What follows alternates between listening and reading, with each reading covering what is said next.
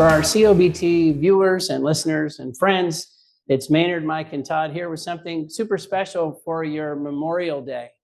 Congressman John Curtis from Utah is in Houston and was kind enough to come by. We really appreciate it, Congressman. He's been visiting with a number of energy leaders here in the Houston area. You may know that the Congressman is leading the efforts with the Conservative Climate Caucus, and so he is knee-deep in energy and environmental issues. He's also running for Senate this year, coming up in Utah. So it's just a super time to visit with you. We've had the occasion to visit with you before. We know you love energy, and we're just really glad to have you. I'm glad to be with you. I joke a little bit that I should be from Houston. I feel like I love my home state. Don't let them hear me say that. But oh, they're going to hear John. They're going to hear John. I mean, energy is such a big deal here, as it is in my state, that I love to come here. Well, that's something we'll jump in and talk about with you. Is Utah is obviously an oil and gas state, but there's a lot of really interesting things going on in Utah around technology and business. It'll be really fun to talk.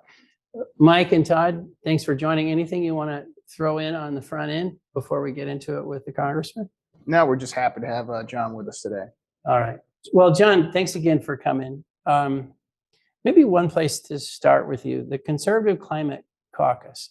I don't think I'll kind of try to speak for a lot of friends. I don't know that a lot of people realize that exists. They don't realize it has 80 plus members. They don't really know what's been going on. Maybe talk to us about that, how you got the idea for it, how it's going. Just that was so I mentioned I'm from Utah, and I love to go back to Washington and look at my Democratic colleagues and say, I have a county called Carbon County.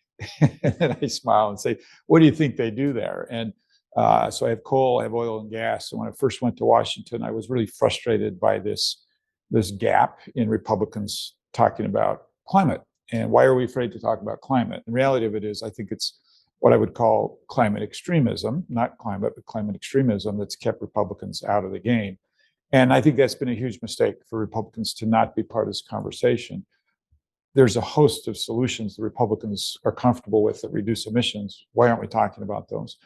So I leaned into it, and I did what everybody told me would kill my political career as a Republican from Utah. I started talking climate. I realized we needed other Republicans talking about climate. So in the House in Washington, we work in caucuses a lot. So I wanted to get other Republicans engaged and felt like we needed a caucus to do that. Everybody warned me, don't use the word climate in the name of the caucus or Republicans won't join it. But I knew if we didn't use the word climate, we wouldn't be taken seriously. So that's why we call it the Conservative Climate Caucus, to point out, hey, we're coming at this from a different perspective. Don't expect us to be Green New Dealers. We have a different perspective, but we're not afraid to talk climate. And my staff kind of patted me on the back and said, you'll get 5 or 6 that join. And I'm pleased today to say there's 87 House Republicans. We're getting close to half of all House Republicans that are part of a caucus that's not afraid to talk climate, not afraid to lean in and show Republicans' perspectives and Republican answers. This was something you just alluded to. It is because I think the nobody likes talking politics, but we'll have to a little. Democrats can sometimes get labeled as climate extremists, and Republicans can sometimes get labeled as climate deniers. And so, it's this thing. But I think you were alluding to a sentiment, which is, hey, if I say the word climate, if I embrace this, if I get into this, I guess the fear was, you'll say it better than me, I'm going to let loose a bunch of stuff that I can't just say I'm concerned a little, or you tell us that sentiment is fascinating. I think you described it well. The only landing place was, I call it drill baby drill or Green New Deal. And the reality of it is that's not where the market is. That's not where the world is in either one of those extremes. And if you go too far towards clean, you do what Europe did. And now they're dependent on an enemy for fossil fuels, right? Well, if you ignore clean, that's kind of what Republicans have done, then you're not with the market either. And the reality of it is, I think what I've done is given Republicans a place to land, a place that's comfortable within conservative credentials to talk about this, so that when they're asked in a town hall meeting about climate, instead of looking at their shoes, right, and kind of trying to change the subject, now they lean into it and say, let us tell you what we're doing. Let's tell you what our ideas are. And there's, like I say, there's a host of really comfortable proposals for Republicans that give us this place to land. And by the way, quite frankly, most of my Democratic colleagues are not far away from us either, because remember, we're talking extremes, right? And most of my Democratic colleagues, just like most of my Republican colleagues, are not on these extreme ends. Yeah, it's fascinating. So many people get painted as extreme, and the reality is it's like very few people are there, unless it's in public. And then well, and what makes the news is the extremism, right, on both sides. So I was thinking about Utah is a fascinating state. You mentioned coal, you mentioned oil and gas. You were the mayor of Provo, Utah, before a congressman. It's a nature state. It's a skiing state. It's a conservative state. What a fascinating little laboratory there of opinions and viewpoints. Like, what do you hear from your constituents on climate and energy and what's the? So I'll give you actually a really interesting story. When they redistricted me, I had coal, but they gave me oil and gas. So the first time I went to see them, they're very Republican, very conservative. I made the assumption that they'd look at me as their Republican representative. And they kind of pushed back a little bit and said, wait a minute, you're the climate guy. We're oil and gas. This isn't going to work. And I explained my approach. The first time they didn't quite trust me. So I went back the second time, went back the third time, went back the fourth time. And basically my approach is, look, you are actually part of the solution, not the problem. They've never been told that before. And what do I mean by that? For instance, US natural gas is approximately 40% cleaner than Russian natural gas. We've reduced more greenhouse gas emissions here in the United States than anywhere in the world with natural gas. You guys are part of the solution to this. And they'd always been told they were the problem, not part of the solution. And they like that. My highest percentage of reelect came from oil and gas after that initial reception where they were a little bit skeptic. So my point is, it takes a little bit of explaining to see what the role of fossil fuels is in a green future. It takes a little bit of explaining to say why I talk about climate. But once they hear it, they love it because it's the first time they've actually been told they're part of the solution and not the problem. One thing that we find interesting is, so energy issues are complicated, even for people who've done it for a long time. Financial issues are always complicated. Climate, it's not like we're all sitting around at home reading the IPCC and going through, like, that's reasonably complicated. Like, what do you find is as you try to bring people together around solid energy environmental policies, what do you find are the ways that you're educating people or bringing them along or building trust? Like, how do you take all that complex information and distill it? It's not to talk science. And I'll tell people, like, regardless of what side you're on the science, have you ever actually convinced somebody to change their mind with science? No, right? Like, how often does somebody say, but it's the science, right? And the reality of it is, let's be honest, most of us are only going to understand this much of the science, right? And we tend to fight it. For Republicans, I like to use this analogy, and I'm probably going to offend some of your listeners, so you may want to blurt this out. I mean, it's good for ratings, John. But have you ever been to a timeshare presentation? And do you feel the pressure, right? And you've got somebody across the table from you who's highly paid, highly skilled at getting you to do something you don't want to do. So they might say to me, Mr. Curtis, do you love your kids?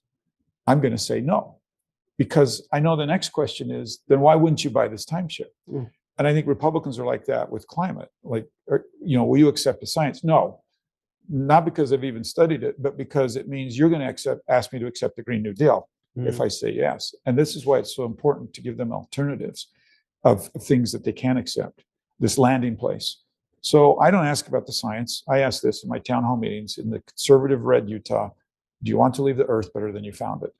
100% yes. Is less pollution better than more pollution? 100% yes. Okay, now let's talk about how to do that. And I believe you don't need to give up energy independence. I don't think you have to give up low, affordable prices to be clean. And I think that's been the false narrative, is the feeling that you have to give up energy independence, you have to give up affordability, reliability to be clean. And what we're presenting is, no, you can do those things. You can not only be energy independent, energy dominant around the world, and affordable, reliable prices. Okay, now they want to talk. Does that make sense? It does. So tell me the next question is, well, what is that? How do you think in this whole conversation, how did climate become disentangled from environment? Because it is a subset, and it's a funny, because you just said in the town hall, who cares about the environment? Everybody. but somehow this is a subset and we make choices there that I totally maybe aren't agree. in the interest of the And I love environment. to remind Republicans, like, let's go back to the 70s, clean water, clean air. We were there. EPA, most Republicans won't admit it, but that was Republicans, right? And we were there. And if you talk Well, to and my, this is when like lakes were catching on fire. I mean, exactly. we had awful problems. Yeah, yeah. And if you know my ranchers, when I want to tease them, I say, you guys are environmentalists, and they hate the term, but they do own that.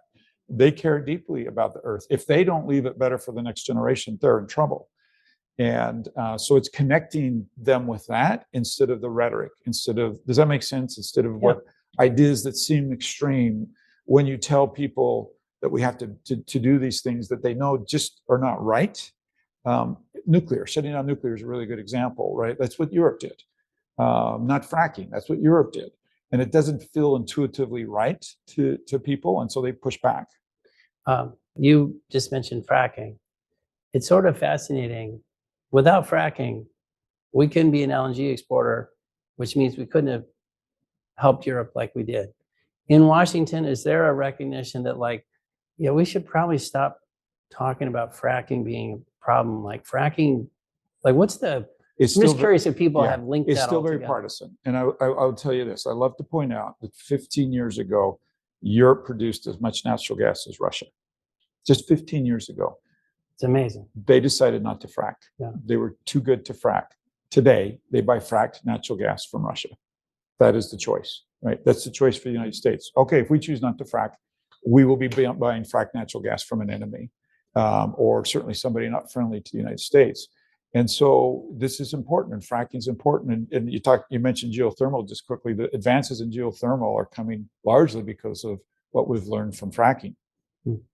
And John, it's really interesting to me. It's like when I look at the progression of how things evolved in this whole climate and everything, it started out as, you know, we wanted reliable power and affordable power. There was no sustainability at all mentioned. And then we went hard to sustainable only, and affordability and sort of, reliability, second nature things. Don't worry about it.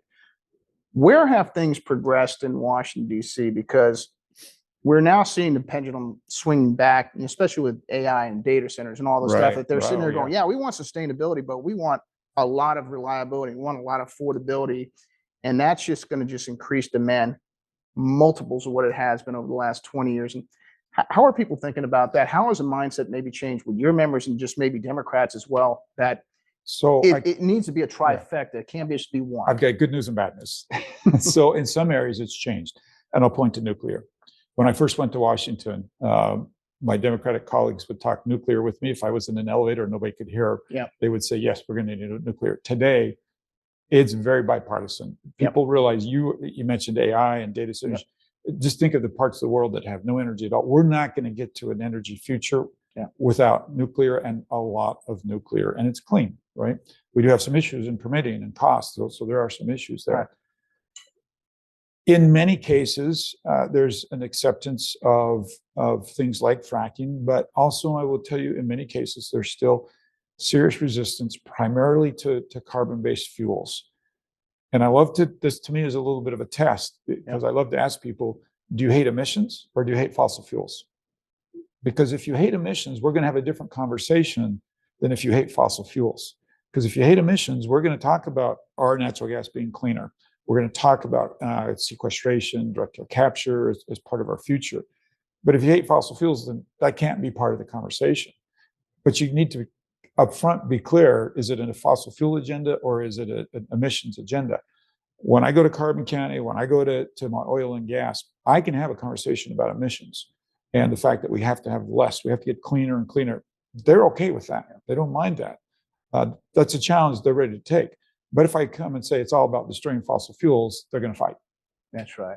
It's really interesting you say that, because like Danny Rice at Net Power said the same thing. He said, stop looking at the input, look at the emissions coming out the back end. Once you think about it that way, then your whole mindset changes, because fossil fuels are now not the enemy anymore. It's like what is coming out the back end is the enemy. And I think you made a really good I talk point about their place all the time. Like I tell people, I've been to a natural gas plant with zero emissions. Right.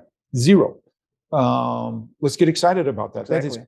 amazing technology. Exactly. Hey, we've been talking about it, but give us a little bit of more kind of detail on what is the Conservative Climate Caucus? What are you for? Like when people say, okay, you're a climate guy and you're Republican, but what does that mean in practice? I think we've hit on a couple of those. Yeah. Like, kind of what's the commercial for where you guys are coming from? First of all, you'll find I have 87 members, 87 opinions. Yeah. Right. Yeah. And the reality of it is some of them care about rising sea levels. Utah doesn't care about rising sea levels, right?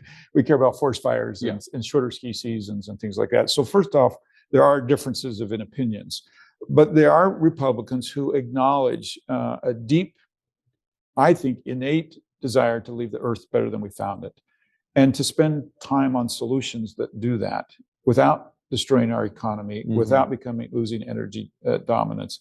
And so let's spend our time finding solutions that take care of the environment, but not at a cost that's not worth paying. And so you'll find very thoughtful people. Some of them, Marinette Miller Meeks, she wants to talk biofuels, right? Some of them want to talk in my district, fossil fuels. I want to talk sequestration, direct air capture, and cleaner ways to do fossil fuels. So you'll get a whole variety of things. I think what you'll find is we're not opposed. Some people assume we're opposed to renewables. No, we like renewables, but don't tell us they're the only answer, right? Don't tell us we're going to run our country on renewables only, and we're going to push back on that. And so you'll find kind of I don't like the word all of the above. You hear that mentioned all the time. I don't actually like that word myself, but simply there are many choices that reduce emissions, that are good for our economy, that we want America to be the leader around the world in energy, and realize that we're going to have to change and adapt to do that. And that, by the way, the market's doing a pretty good job of that, and we can talk about that, but you'll find for the most part they're market-driven solutions, but we do care about emissions. On that last point, how do you balance sort of, I'll call them policy proposals, ideas, with what should the government's role be? What should the market's role be? You've got this sort of cost benefit analysis that needs to be done. I mean, you clearly are thinking about all those kind of things, and you're not just assuming that Washington is going to solve this problem. I like to think about it this way.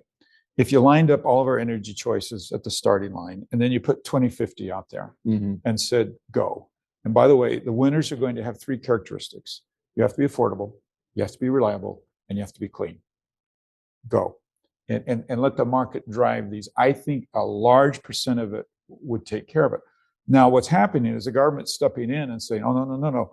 EVs here, you're the answer. You get a head start. Well, wait a minute. What about hydrogen? What about hybrids? Right? Well, the government's predetermined that it's EVs. I think that's a huge mistake. Now, if we're honest, there are some poking and prodding points that we need. And I'll go to nuclear. If we don't figure out permitting, if we don't figure out how to move innovation that currently does not return an investment, so we do need some poking and prodding. Does that make sense? Yeah. But I think we're doing the wrong poking and prodding when we're predetermining winners and losers. And I'll give you, Republicans love to complain about EVs. By the way, I would love to own an EV. All the car manufacturers, I would love to own one. But when we've predetermined that an EV is better than a hybrid, we've made a mistake. The most eco-friendly automobile has been determined to be a hybrid. And so why aren't we offering, but with no incentives for the buyer? Does that make sense? And so I think it's a very, very careful poking and prodding by government, driven mostly by market, without government picking the winners before people even get off the starting line. But that's an important point too, because the government really pushed EVs, and the big three are losing a substantial amount of money, and they had to basically lose that amount of money, decide the demand wasn't there, to pull back. Now they're shifting towards more hybrids, and so the market is working that way. But it's been painful. It's been painful, and they've lost billions and billions. But ultimately, the shareholders said, "Look, enough. Down the road, you can go that way, but not today. Yeah. Let's go the hybrid, and then let's go this route." And I think that's actually, if you look at those equities, they've done substantially better because the market's saying, we always wanted you to do that, and now you're doing it and you're listening to us. I would point out, this is why Republicans need to engage in climate. When we don't, we make bad decisions, right? Who was there to push back and say, bad idea? Who was in Europe to push back and say, shutting down nuclear, bad idea? Who was there to say shutting down fracking? We weren't there, right? right. And so you have a one-sided table, Yeah. and you need this back and forth, this honest dialogue of push and poke and prodding. We shouldn't be afraid to have our ideas poked at by somebody else and right. hard questions asked. right. And I fear too often we haven't been asking hard questions, and therefore we've carried forth an agenda where we don't have the critical minerals, we don't have right. the grid, for all these EVs, and yet somehow someone's predetermined that's the answer. That's right. So one thing that the Conservative Climate Caucus does is you talk about China. Yeah. And you talk about emissions, globally. It is a global discussion. How do you think the U.S. can reorient the discussion around, if we're really talking about global emissions, we're really talking about global emissions and the, good oil and gas term, the finding costs on making a clean place cleaner are much higher than going to some places where it would be much easier to eliminate emissions. Like, how do we reorient the discussion and the capital and just the focus around this problem? I'd say two things. First of all, let's acknowledge that if we don't work on global emissions, we're fooling ourselves, right? And this is part of the problem in my mind with the Green New Deal. It only deals with U.S. emissions. If we somehow wave a wand and get to zero emissions in the United States, who cares? Right. We've done nothing. Right. Can I just ask you while we're on this issue? So one place we talk a lot about is California. Yeah. This is a place phenomenal. So many incredible things about California, but it's acting like a nation when it comes to the climate, as if they can spend all this money and do something about it. Do your California colleagues, are they worried, listening? I'm sorry to interrupt your chain of thought, but that's a perfect example. Let me give you a comparison, and that's Europe. I think California and Europe share a lot of characteristics. So Europe kind of did the same thing. Oh, we can force this, right? We will force this. And what happens is so this is kind of a fun story. The European Union invited the Conservative Climate Caucus to Europe to show us how good they were at climate. Well, that's surprising, but what's even more surprising is we went. So me and some of my Conservative Climate colleagues went to Europe. By coincidence, we landed the Monday before the war broke out in Ukraine. We were there while the war broke out and several days after. And we saw Europe go from, we're the best, we've got this figured out, to, holy cow, we're buying fossil fuels from an enemy. We shut down nuclear and replaced it with fossil fuels from an enemy. And to me, I see a lot of parallels with California, right? Instead of agreeing, okay, clean's important, we want to get there, but so is affordability and reliability. And if you give up affordability and reliability to get clean, it's not sustainable, it won't last. So on this point, this has come up quite a lot with guests we've had from various power industry associations, consumer groups, but the price of power is going up. And it's most pronounced in places like New York, places like California, places like Europe. Like, the price of power is going up, and that is hitting businesses and working families. So it's kind of interesting. Sometimes climate, the environment, technology is always this big picture stuff. It's really complicated, but your power bill is not complicated. Like, there it is, right there. Yeah. There's the price. Is this on anyone's radar? Absolutely. Either politically or economically? This is really an amazing, clear issue. Absolutely. And I'll tell you, what's not on the radar but needs to be is the reliability piece. So you do mention, like, people's power bills are going up. Somehow you slog through that. You cannot slog through reliability. Outages, and especially businesses and parts of our country where it's cold or too hot. We will lose lives on this. And I'll tell you, my experience is Americans totally take for granted reliability. Our whole lives, we've walked over to that wall and flipped a switch and the lights have come on, or we've been able to turn the AC on or the heat on. And we are not comprehending the reality of poor reliability that comes when we don't move the proper order or the proper speed down this path. And that is a huge problem that I don't think we see. It's really interesting you say that, because I think maybe the message to your colleagues is that there's going to be more power issues in the future than there has been in the last 10 years. It's just going to be. And so there's political risk for them, for people in the states, and et cetera. One thing that I also want to say is maybe you can give us a little feel for it, but it seems like there's this notion out with maybe Democrats, just maybe young people, that solar and wind is cheap, it's free, whatever the case may be. And if you look at like from a levelized cost of of electricity, it's not necessarily so, but from a reliability standpoint, it's really not there. And so it feels like there's been the message is not been a good message. It's not been the right message. And what's going to happen here in the next couple of years is when reliability goes away, these same people and politicians are going to wake up and say, what happened? What were we sold? Why were we not educated? Because every state you talk about that has wind and solar, their cost of electricity is not lower, it's higher. And so if that's the case, what's going on? I wouldn't say they're being lied to. I just think they're not being told the truth. So how can you do what you're doing through your? Well, I think we have a wonderful case to show, and that's Europe. Yeah. And in some ways, we're blessed to be able to say, here's what you get if you go down that path. Yeah. And by the way, you're producing more emissions. Was it about emissions? No, because you're doing more emissions now than before you started down this path. Yep.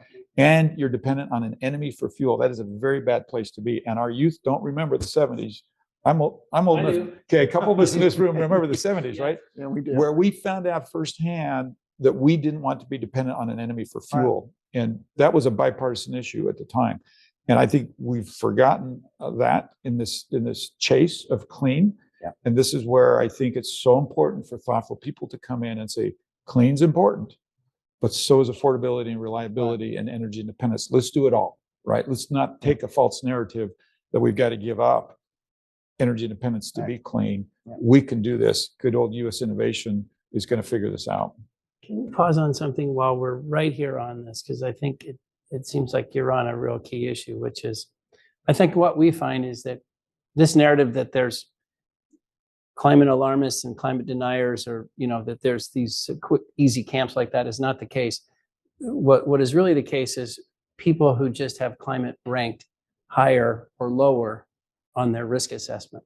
And there are some people who have it like this is the number one issue on the planet, and there's some people who have it 5 and 10s and then 15s. But people just have varying degrees of risk assessment on climate. So I don't know if you think that's a good analogy, but my question is, when politicians and the government are trying to figure out for the country or the nation, we only have so much money, you got to sit down and say, what are the risks? What are the really big ones? How do we assess them? And then how do we address them in their priority? What would you tell us about maybe the Conservative Climate Caucus, or how the Republicans broadly, or you just feel about placing climate in a roughly correct zip code in terms of its risk to the nation? Because if we get that right, it seems like we'll get a lot of this other right. Do we have another hour? We do. No, we don't. Your team will say that we got to take it. Let me try to answer that question. I think, if we're fair to Republicans, it has felt like the cost that you're asking to deal with this is more than the consequences of not dealing with it. Now, I know some very good people who I trust, who feel that the consequences are too high not to deal with it. And I think you can really quickly go down a rabbit hole. And this is where I think it's really quick to point out, like, let's stop for a minute. Let's not ask to make all of those sacrifices just because. Let's make those sacrifices because the cost is worth the outcome. And this is where I think the Conservative Climate Caucus steps in and says, wait a minute. You don't have to endure those costs, and we can reduce emissions. Let us show you our does that make sense? Let us show you our path here. And I think that's the voice that's been missing is, wait a minute, don't assume that you got to go full speed off in this direction to destroy our economy, destroy energy independence, because I don't think we need to. Well, and too often there's no discussing the problem, and there's no discussing the solutions to the problem, and it's binary over here. Yes, yeah. So that's not a thoughtful way to approach anything. Yeah, I totally agree. And I will tell you, there are more thoughtful people on both sides of this subject than That's most our peop- experience as well. Yeah, Yes. that most people will realize. Yes. I can't tell you how many Democrats have come up to me and said, "Thank you for doing this. We need it." Hmm. And I feel the same way about many of them. Look, we need it as Republicans for you to pull us out of drill baby drill. Is there a Democratic? I know there's a number of, as you say, but is there a group forming that is sort of the kind of increasingly Absolutely, and I don't even think it's forming. I think it's always been there. the not as conservative climate caucus or something like that? I'll name them that. That's a good global brand of that. Listen, there are thoughtful people on both sides of this that want to do the right thing, and we're trying to figure out what that is. And I'll just tell you one issue right in front of all of us that's incredibly bipartisan is permitting reform. Mhm. If we cannot figure out permitting reform, we're not going to reach our energy future, clean or not, right? And so there is work to do by thoughtful members of Congress that is bipartisan that we can agree on. And then we can agree on nuclear. We can agree on emerging technologies. We can agree on the fact that renewables are important. Storage is important for renewables. If we don't get storage figured out, that's a bipartisan issue.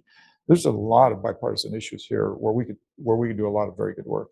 Can you talk a little about permitting reform? Because I remember Emmanuel last year at the CIRA conference here in Houston said, we're going to get on permitting reform right when I leave today. Has anything, it doesn't sound like anything's been done at all. And it seems like that is a big, big issue. And if you don't have Democrats really pushing that, I mean, where is this going?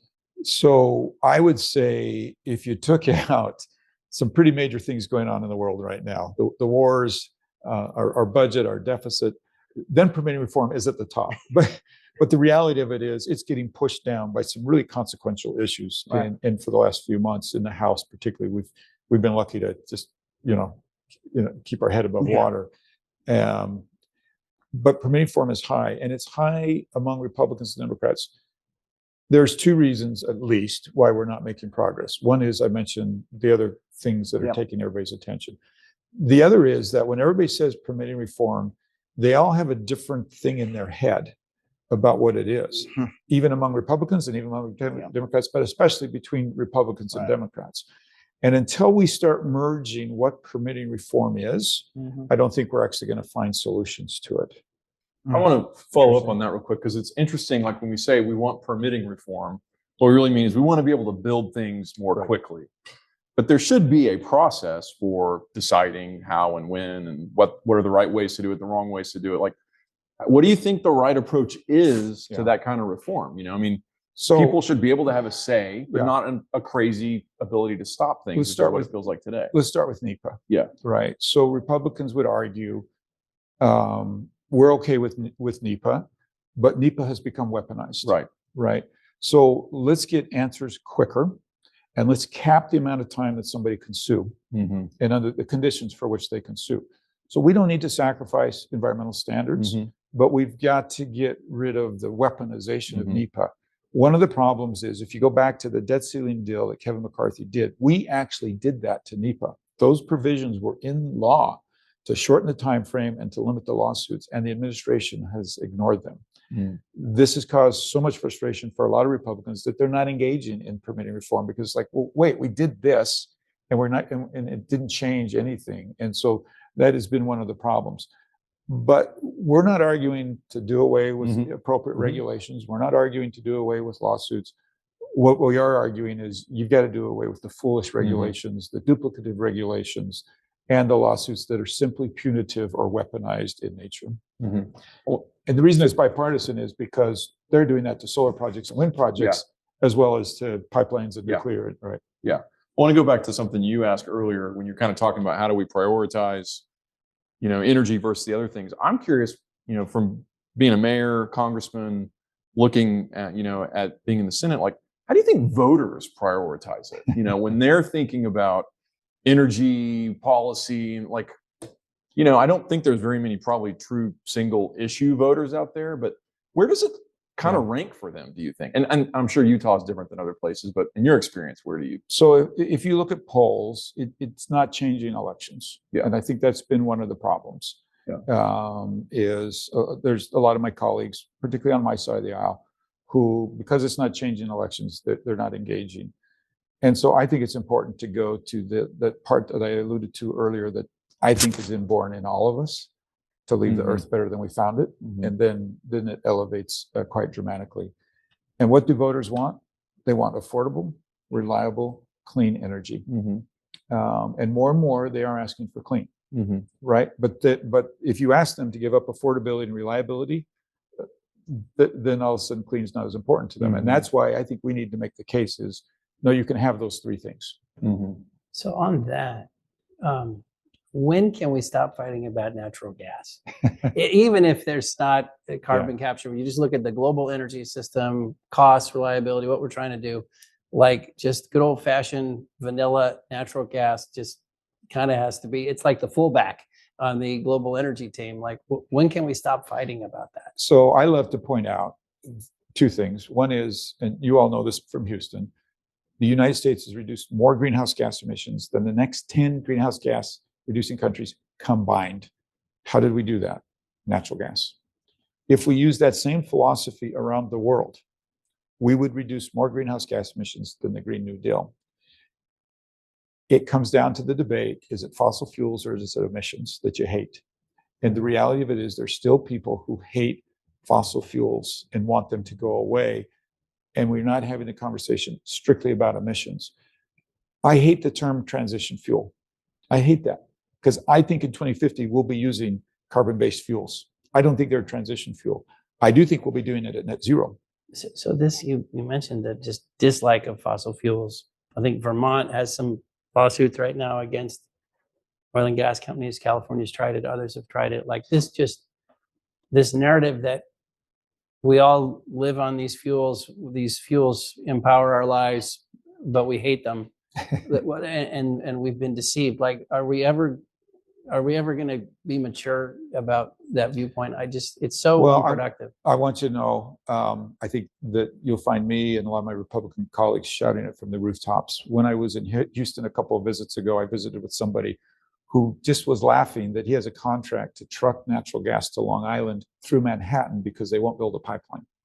Right. They hate natural gas that bad that they'll let him take semi-trucks, 81 per day, through Manhattan to get to Long Island, because they're not willing to build a pipeline. That increases emissions, right?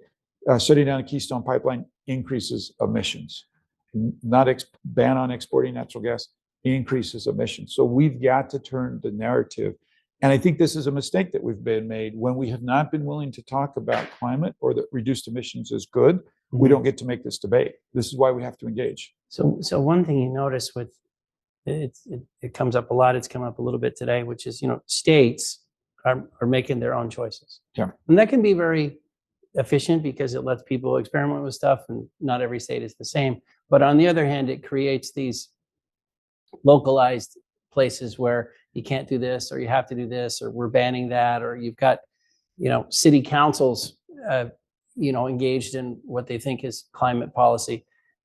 Like, how can we get this back to a national level? Or do you view the state experimentation as, I'm sort of painted it in a negative picture. Do you view it as a positive? Well, I'm a federalist, and so I like it, but I don't think I don't think it's a either or, right?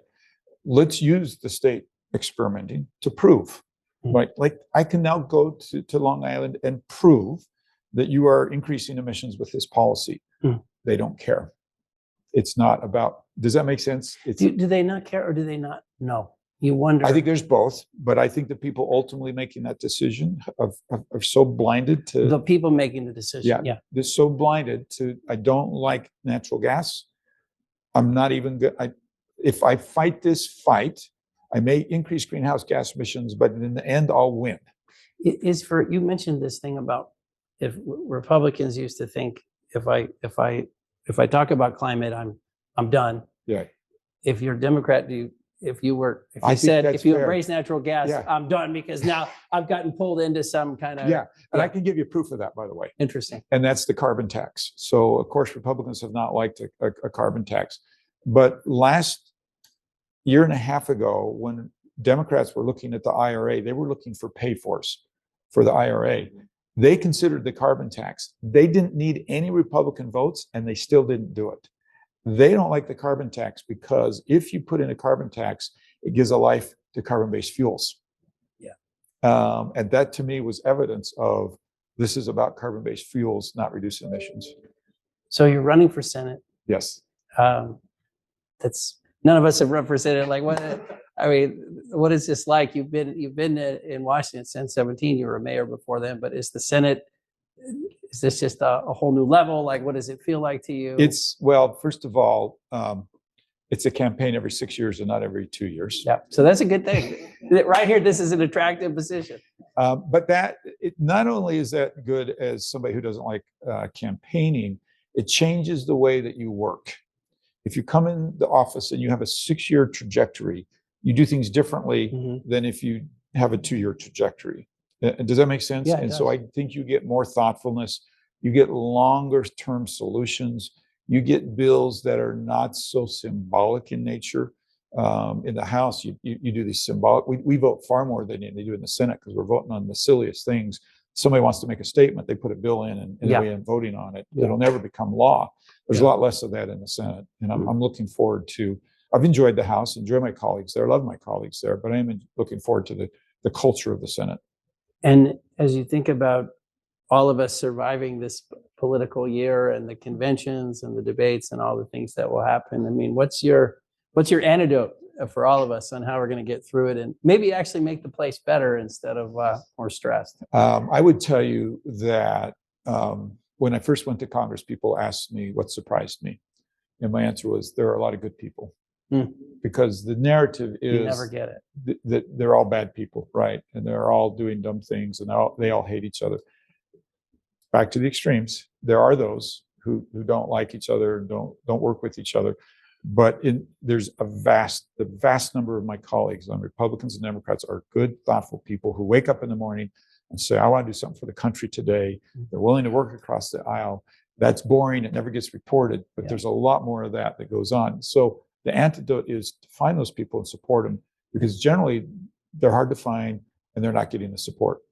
So Republicans, talk to us a minute about, I think what we're all struck by broadly is, both parties have probably taken a hit to their reputation. How does since you are a Republican, how do Republicans rebuild the brand or put some more luster on the brand or just define for people better what it means to be a Republican or a Congress or a conservative? I think if we've made a mistake, it's that we just whine when things don't go the way we like. And one of the things I like about Speaker Mike Johnson is if you listen, he's very good at articulating the principles about why we feel the way that we do. Instead of whining and saying you should just feel this way, we need to take time to explain why we feel the way that we do, the principles behind. Somehow they were taught to us. And I don't think we're doing as good a job as we should in teaching those principles. And I think if we do that, they're solid, in my opinion, they're solid principles that this country was built on and that it will resonate with people. But we've got to figure out a better job of passing on those principles than we've done. So Utah seems like, just last week I was talking to a geothermal exec that we know. He's doing a new big project in your state. And he was just commenting on like, wow, Utah, what a great place. Like it's full of balance. It's got all these traits we were talking about. He also mentioned the governor recently stood up at something and said, it's so great to have someone from the Biden administration here talking about these things. Like something good is happening in Utah. Maybe share with us a little bit about well, the I'm Utah. a little hesitant too, because everybody's going to come. That's right. We're all moving in. Let me just say, it's a terrible. What's the price of power? We're coming. Oh, it's low. It's low. So listen, I do think, Utah is a very special place. And we have a government that lives within its means. And we think people should be rewarded for taking risk. And we have this unbelievable. It's a very pro-business culture. And an entrepreneurial, a really strong entrepreneurial business culture. And we love our outdoors and our environments. We care deeply about it. And so it is a little bit of magic that comes together in Utah, quite frankly. And unfortunately, that's one of the reasons we're growing so quickly and almost too quickly. That's why I joke a little bit about it. But it's a magical place, and I've been real blessed to be from there. Can I, one question, because Texas is experiencing the same thing, but there are people around the nation seemingly moving from places where it's not going well to places where it is going well. Do you worry that as that happens, the places that are doing well will start adopting the policies that led those other people? Like, how do we? I think we all worry about that. Yeah. Right. I mean, how can you not? This was a very Texas question. No, I mean, I think we shared. I understand the feeling in Texas because we share it in Utah. And I think let me come back to this point of, if we just whine and complain, they don't get it. We need to explain why Utah is so great. We need to explain why Texas is so great, what it is that has made us the type of state that you want to move to. Let's do a better job of articulating that so we don't change it. And at the same time, be open to change, good change, but not lose what makes us so great as states. You speak Mandarin. Right. I mean, wow, that's cool. Tell us, a number of times on this program, we'll be talking about China and how it's going to affect things, and it's either declining or ascending, and it has a leader who's aggressive / ambitious, and of course Taiwan and all this stuff comes up, not to mention the energy transition. What do you think about U.S.-Chinese relations? Are we necessarily on a collision course with them? Are we just debating how much time, or is there a different path? Like, what do you think? I like to compare it to a marriage relationship, and it's severely broken. Yeah, but we're still married. Okay. And I'm not advocating divorce. Okay. But we do need marriage counseling. Yes. Because the relationship. And the Russians can't provide it. We're going to need a different, We need to demand a relationship from China that is a give, take relationship, not a give relationship. And for the last 30 or 40 years, it's been a U.S. give, China take relationship. When they were where they were 30 years ago, that probably was appropriate. It's not today. And we have to fix that relationship and demand from China an equal partner in this. That means you can't steal our intellectual property. That means you can't undermine us in countries around the world. That means you can't support our enemies. And we have to step up and stop being the abused spouse in this relationship, which I think that we are. And that is leading to a trajectory of war in Taiwan, which would be disastrous for the world. For the world, it would be disastrous. But that's the trajectory we're headed on. And it means continually, an unfair trading relationship and being taken advantage of around the world. I love the Chinese people. I love the Chinese culture. The Chinese government is a dictatorship that does not have our best interest in mind. And we need to wake up and figure out this relationship so that it can be strong. We don't have the luxury of divorce. The world economies cannot tolerate that. So we have to fix it. The sign behind you, we always ask our, sort of our guests, what does the energy world look like in 10 years? I'm going to put that to the side and say, if we think about what does the political world look like in 10 years, what would you say you'd love to see and consider success 10 years from now, besides you being in the Senate? Is it, we've got a hold of the debt, we've got more cooperation in Congress? What is it that, 10 years from now, you can say, you know what, the country's better off right now than it was 10 years ago? What are those things, 2 or 3 things? So debt is huge and hugely problematic. I'm actually going to put something up ahead of that, because we're not going to solve the debt until we solve the first issue of the divisiveness in the country. And I believe, personally, we are one Ronald Reagan away, one great leader away from unity as a country. And it's so frustrating to if you ask my constituents, their biggest concern, it's as big as oil energy prices are, as big as the deficit is. I think the real issue is that we are not in a synergy mode as a country. And that is the greatness of America. Our innovation, our synergy, our differences working together instead of against each other. So my hope in 10 years is that we have solved this problem of patriotism, of greatness of our country, of firing on all cylinders.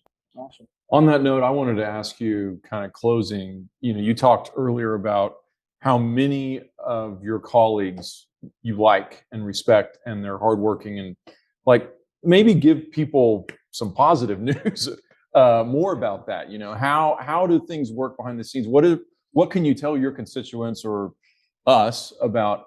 Okay, here's what you should know. When people are behind closed doors, they're sane and rational, and we can talk about things. I mean, are there positive signs you're seeing along these lines? Because I tend to agree, it's a big problem that you can't really solve without that.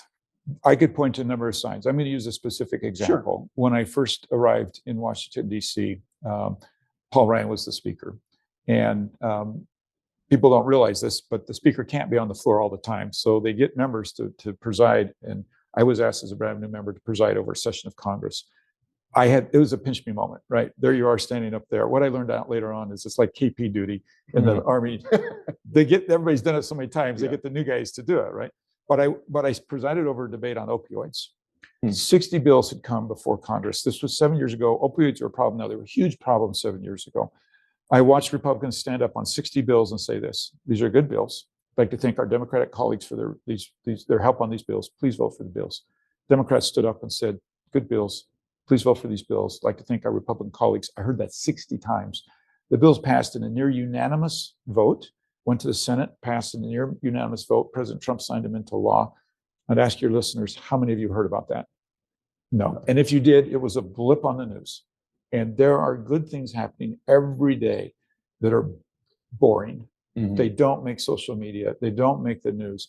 And I can just tell you that most of my colleagues wake up in the morning and say, I want to do something good today. And I'll work with Republicans and Democrats to make that happen.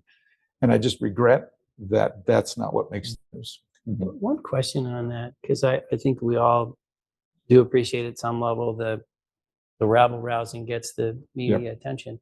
But the other thing that you observe about if you're in Congress, this is the way you perceive it. You want to get ahead. That's controlled by the party. And so if you want a committee assignment or if you want to get ahead, so that means periodically you'll be told, hey, everybody's voting for this. And there's something about the system is preventing people from more frequently saying, you know what, I'm voting my view on this and my district on this. I don't care what the higher ups think, or I'm not just like, is there something about the system? Because you're saying the people are better than probably we realize. Is there something about the system that can be changed? First of all, remember when I said, like, my biggest surprise is there are a lot of good people. But I didn't tell you what followed that question is, well, then why don't you get anything done? And my answer is, have you ever been part of an HOA? Governing is hard. Yeah. It is hard. And our founders knew that. And we do struggle. And so this is how it's going to be. It's just hard to do. There's a flip side to what you've just described that's changed. Leadership used to hold that kind of power because they controlled the money. Social media has totally changed that. Yeah. And so what you've seen in the House is a bunch of renegades who make money by their disruptiveness, and therefore we're not functioning like a team. So there's a balance between functioning like a team or no, I'm going to vote my conscience on this. And we all have to every day decide what or that I'm balance just going to is. go off on a bender. Yes, because so we all have to decide, like there are votes that I take against the team because it's just against my core. There are votes I take that aren't my favorite votes because I need the team to win. And where we've blown it with Kevin McCarthy, with the border, with a number of these issues is when we can't stick together as a team. And right now our margin's so small that if we're not voting as a team, we get nothing. If we vote with the team, we get most of what we want, not everything. Does that make sense? Yeah. And so Washington, D.C., it goes, there both things are important. Your independence, but also being a team is important. And that's quite broken right now. Well, look, you've been super generous with your time. Yeah, This visit was fantastic. So all of us here in our community, we care about energy, we care about the environment, we care about a good conversation, and we care about a good process.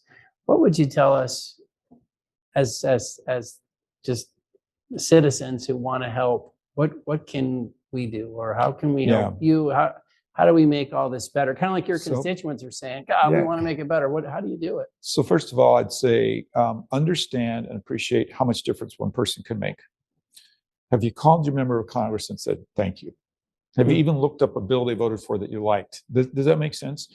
And so there is so much out there that is bad, you would be surprised if you approach this from a positive perspective with your member of Congress, how much you can influence their vote, their actions, and support the right people. So go find those people who are boring, but who are getting things done, and help and support them. That can be a lawn sign in your yard. It can be a $25 donation, or it could be a very large donation, depending upon what fits you, right? Visit them in their offices. Tell them the bills that I hear all the time when I vote the way people don't want. I love to hear it, right, when I've actually voted the way that people want, right? I vote thousands of times a year. You would think I'd get some right. Yeah, I used to work with this guy years ago, and he had this great quote. He would say, clients are funny. They're almost like people.